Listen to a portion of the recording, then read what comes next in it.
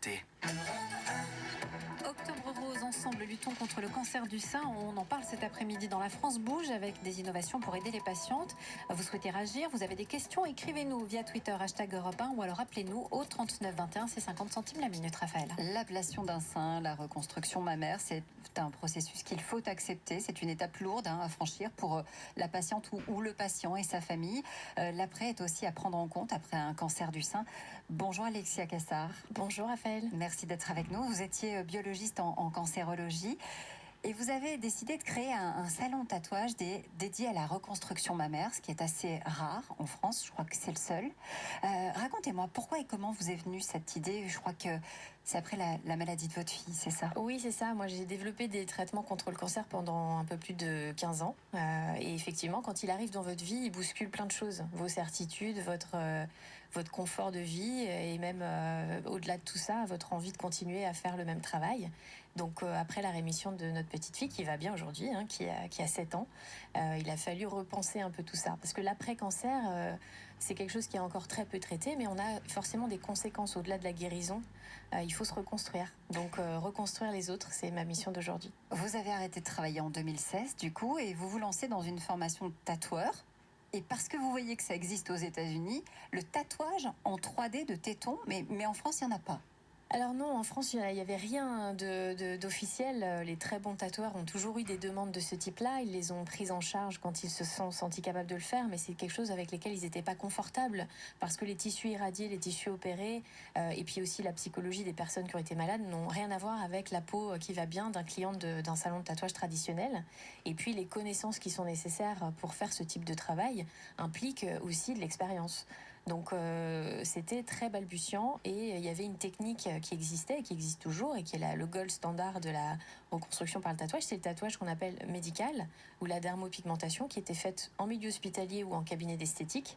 Et la solution du tatouage définitif vient complémenter cette offre avec quelque chose d'artistique. Donc on a quelque chose qui va ressembler au sein qui reste, qui va permettre de reconstruire aussi ou de recréer un sein qui n'existe plus quand on a enlevé les deux, et qui va surtout avoir le bénéfice premier d'être définitif. Parce que ce geste s'apparente au tatouage traditionnel, donc on utilise de l'encre de tatouage et on n'a pas la perte d'intensité et de couleur, et aussi on n'a pas ce côté plaqué du tatouage médical, parce qu'il faut rappeler que bien évidemment les médecins et les infirmières ne sont pas formés à l'artistique.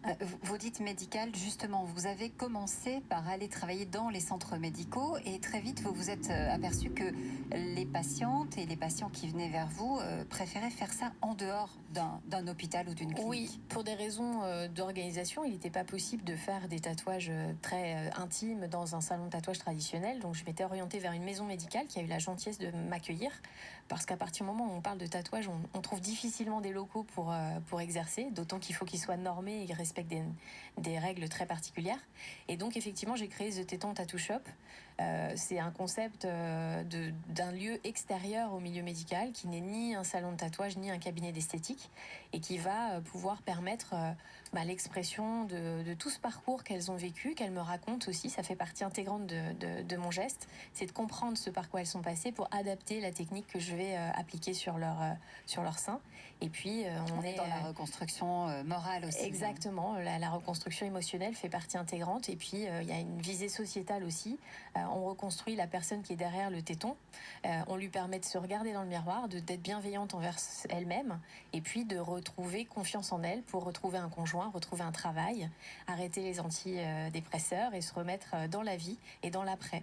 Et donc moi je l'ai vécu à titre personnel d'une autre manière, mais j'ai envie de leur faire sentir que le cancer, c'est pas une fin en soi. Si on a eu la chance d'en réchapper, on peut faire de belles choses avec, et c'est important. Riyad? Moi, je suis très touché par cette dimension morale. C'est vrai que le traitement du cancer souvent avait tendance un peu à vous mutiler, et le médical disait à partir du moment où le vital est assuré, on a fait notre job, quoi. Et là, vous prenez justement l'extension, tout ce qui se passe dans la tête derrière, en se disant mais je suis privé d'un sein, je n'existe plus, j'ai peur de me regarder, j'ai honte de me regarder, je me trouve pas belle. Et là, vous les rendez belles à nouveau, et je trouve ça super. Bravo. Merci. Maud, une question. Oui, on parle souvent justement de l'effet de l'après-traitement qui joue aussi dans la guérison. Est-ce qu'on a des chiffres là-dessus? Est-ce qu'on sait l'impact que peut avoir justement cet accompagnement une fois que le traitement est terminé sur eh bien la capacité à se remettre et à ne pas rechuter? Alexia Cassar? Alors oui, on a beaucoup plus d'études sur l'intervention du sport dans justement cette prévention de la rechute. Et il y a la Camille en France qui gère le sport et cancer et qui fait beaucoup d'études là-dessus. Sur les autres paramètres, c'est un peu plus compliqué parce que c'est très rarement évalué. Et j'ai moi la difficulté même de monter des études, parce que j'essaye de monter une étude de qualité de vie pour pouvoir comparer les différentes techniques de reconstruction du mamelon et trouver une place à celle que je représente, parce qu'elle n'est aujourd'hui pas prise en charge pour les mêmes raisons qu'on évoquait tout à l'heure. Pour que ce soit remboursé, il faut des études et il faut des preuves matérielles de l'efficacité. On n'a pas expliqué, Alexia, comment ça se passe. Il y a plusieurs rendez-vous, il y a un laps de temps aussi entre les rendez-vous, il y a la cicatrisation, ça prend du temps. Alors moi, je reçois les personnes un an après la dernière intervention, un an après la radiothérapie. Il faut que les tissus soient stabilisés, les reconstructions soient finies, que la symétrie soit opérationnelle.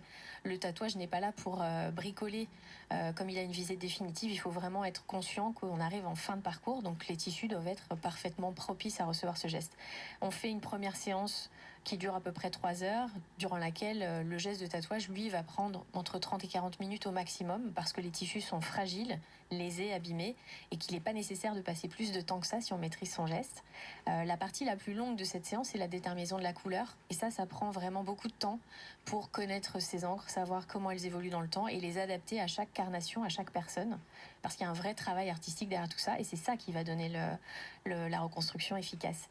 Ensuite, dans 60-80% des cas, j'ai pas encore de statistiques vraiment réelles, mais on se revoit si c'est nécessaire.